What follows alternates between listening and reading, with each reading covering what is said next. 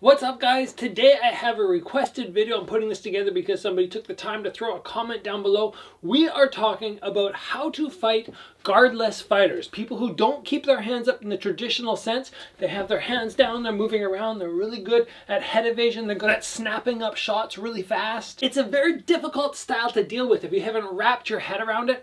Fortunately, I've fought a couple guys who did exactly this. I defeated them, so today I'm going to show you how I defeated them, tactics you can use to beat these guys who just refuse to keep their hands up and who are so good at fighting in this way. So defeating guardless opponents today, guys, that is the topic of conversation.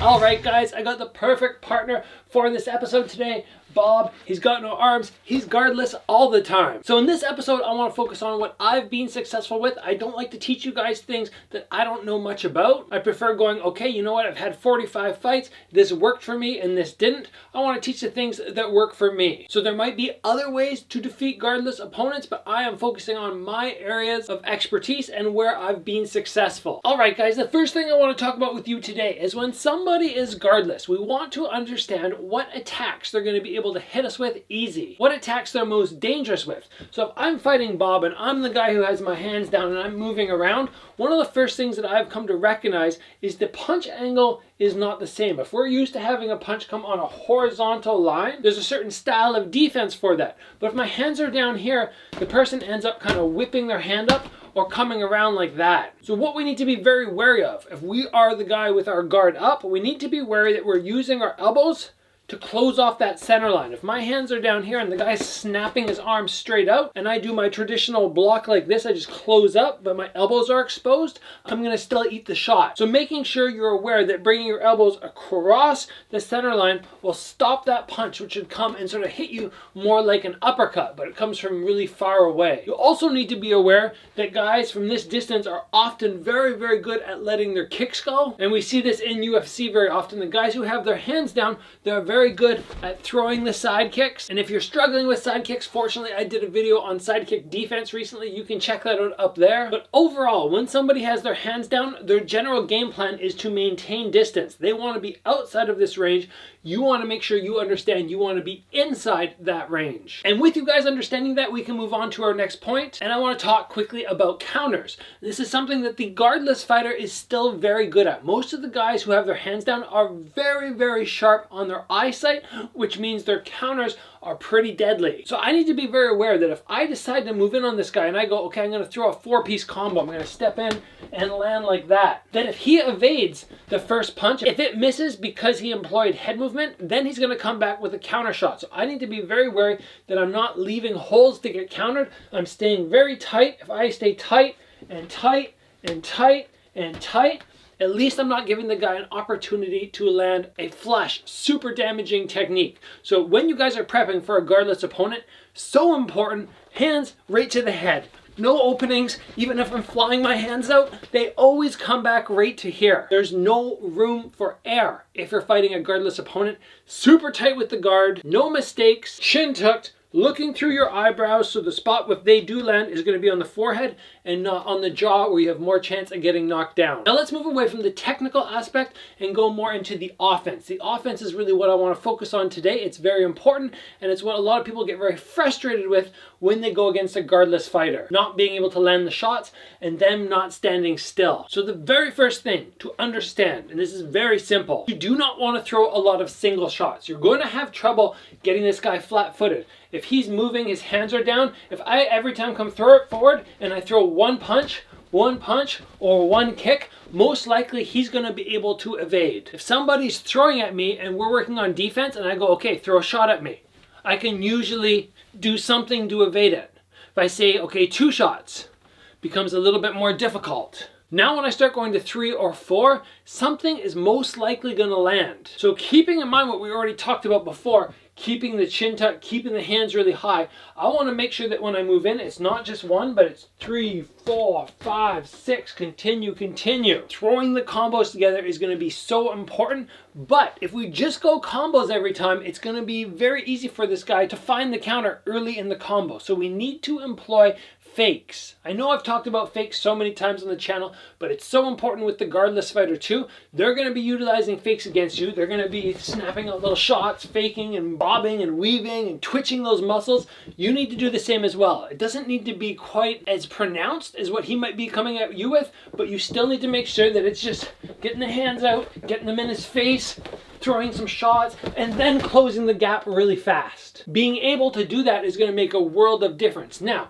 when I fought Lerdsila and he was all over the place, just crazy head movements, so spectacular. One of the things I learned very quickly that we worked on was the head is a small target. It's a hard target to find. When the head moves, the chest and the body are still more or less in the same position. So you'll note many times in the fight when I was competing against Lerdsila, I wasn't throwing my shots up here. I was targeting more to the chest so I could at least land something. So let's say I step in for a jab, cross, hook, and I want the final shots to be the damaging ones. If I go 1, 2, then to the chest with my power shot, it's not really going to hurt him. And he might have slipped the first two. So what I want to do is I want to hit to the chest, hit to the chest. Now he becomes stationary because he's going, shoot, I'm getting hit. His head's upright.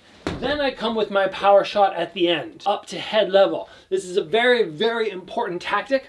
I don't need to attack the body, like down low, but I want to attack the stationary chest with the first shot or two, and then move up to head level once there's no longer movement. If I could give you guys one key element from this episode, it would be this. I start on the outside, I'm moving around, maybe I'm throwing my fakes, which we talked about before, and then I come 1, 2, and then I can let my hands fly up to the head. And if he starts going back to head movement, then I can finish with my body shots. But very often the guardless fighter is quite good at guarding the body because they can just get their elbows across and their heads all over the place, so they have these arms to protect. But trying to defend the chest is very difficult. All you can do to defend the chest is roll sideways. And now once you roll sideways, there's going to be different opportunities that are created from that. And primarily, what we're going to talk about right now, if somebody turns, is the low kick. Because as soon as the head starts moving, two things happen. Number one, the head bobs from side to side. Trying to take a big step now is more difficult. Also, the weight goes down lower and it becomes heavier through the legs, which makes it harder to check and harder to evade. So if I have somebody who's moving around, who's bouncing, who's hard to catch, I want to set up something and then throw that long low kick to try and land and start beating up those legs, so bit by bit I start to break down their movement. And if I do a good job by landing lots of low kicks early in the fight, bit by bit, as soon as I lift the leg, they're going to think, oh, low kick. They won't bother getting their hands up, and then I might have the opportunity to lift. They think low, and then I come up high, and I can actually land the head kick on the guardless opponent. Now guys, so far all our advice is more technical, but I quickly want to move into the mental side of fighting a guardless opponent. Because if you're actually competing against somebody who drops their hands, it's almost a mind game thing. They know that you are going to have trouble landing shots. Nobody drops their hands when they're terrible at head movement. Hands down means they're really good at not getting hit. And if they're really good at not getting hit and your shots are always missing, they start to develop almost a mental edge over you. You get frustrated, they gain confidence. We don't want that at all. And when I fought Lerdsila, sure, I missed shots, but I kept trucking and trucking forward like Terminator, just non-stop, not gonna defeat me mentally. Whenever you see somebody whose hands are down, whether they're blocking like this or their hands are out here and they're moving, you need to have ironclad mindset that you are coming and eventually your shots are going to land and you are not going to let them frustrate you. If you employed all the previous tactics I talked about, you're going to have a much better chance of landing, scoring, defeating them. But it all stems from the mindset that when I miss shots, I don't get frustrated, I don't get carried away, I don't miss a shot, miss a shot, miss a shot, and then get really upset and start attacking recklessly, because then that's when I get countered, and again, that's when their confidence boosts even more and mine dwindles. So you have to have that mindset.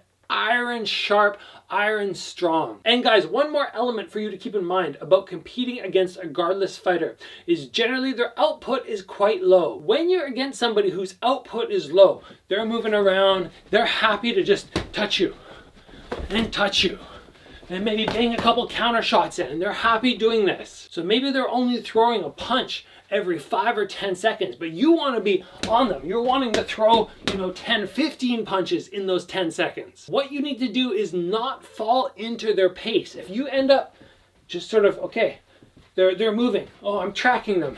Oh, okay, I'm gonna throw a single shot.